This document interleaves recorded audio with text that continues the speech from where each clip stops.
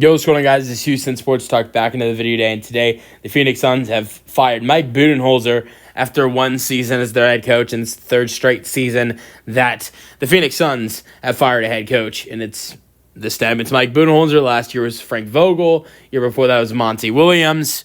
Now, only difference with Monty Williams is, he was their coach for multiple seasons. Frank Vogel was one and done. Budenholzer is one and done, and it's interesting. Look, here's the one thing I'm going to say. I really like Mike Budenholzer as a coach. I think he's a phenomenal coach. It was a rough season for him and this Phoenix Suns team. They went 36-46, but you look at what he's done prior to that in his career as a head coach. He's 520 and 363. He's a championship-winning head coach. Has had multiple 60-win seasons in the NBA, 2 60-win seasons, and then 55-plus win seasons, I believe, is 4 in his career. He had 2 in Milwaukee and then 2 in Atlanta, I believe. So he is a good coach. He's been a great coach. This was a rough season for him and this Phoenix Suns team. And honestly, here's my opinion on this. I think that Mike Budenholzer would have got a second season with this Phoenix Suns team if there weren't issues between him and the star and Devin Booker. And I think that's a big reason of this firing. For instance, I think if Devin Booker and Mike Budenholzer had a good relationship, and even though this team had struggles, and let's just say Mike Budenholzer and Kevin Durant had issues, and Kevin Durant and Mike Budenholzer had really bad issues with each other. Honestly, I think you would see Kevin Durant get traded and Mike Budenholzer stay in Phoenix. Because I think regardless of what happens with Mike Budenholzer, Kevin Durant's getting traded. Whether you fire or you keep Mike Budenholzer, I believe Kevin Durant is getting traded this offseason. So if it was an issue with Kevin Durant, I think Mike Budenholzer would get a second season. Booker and Budenholzer are tight. He would be here, or he would be in Phoenix again next season. But no, that's not the case. Devin Booker and Budenholzer had issues, and Booker is your franchise player. Even though there have been rumors about the Pistons and Rockets potentially having interest in Devin Booker, he's not going anywhere. Maybe a year or two that could be different, but as of right now, next season, he's not going anywhere. And if him and the head coach have an issue, you side with Devin Booker 100%, all the time, no matter how good the coach is.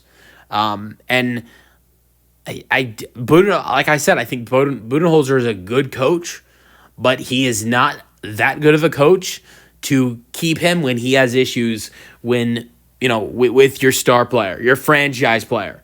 And so, yeah. But like I said, I really like Mike Budenholzer. I don't know if he gets a job opportunity this year. I think possibly. I think this is my prediction. I think it's possibly going to be like for Mike Budenholzer what it was like for him after his Milwaukee firing. I think that possibly you will see him get a year off and then potentially return to being a coach in the 2020, which would be next year's the 2025-26 season. So I think we could see him coach again in 2026-27 season.